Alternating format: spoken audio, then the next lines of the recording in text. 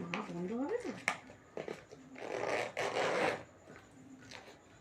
দেখ শোনো, আর চুড়ি কেনার কথা বলবি না, এখানে আমারই চুড়ি বেশি।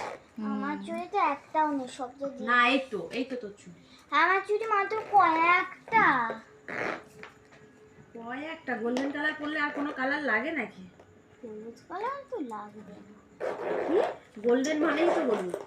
আরে না, ওয়াও, তো দেখো গাইস,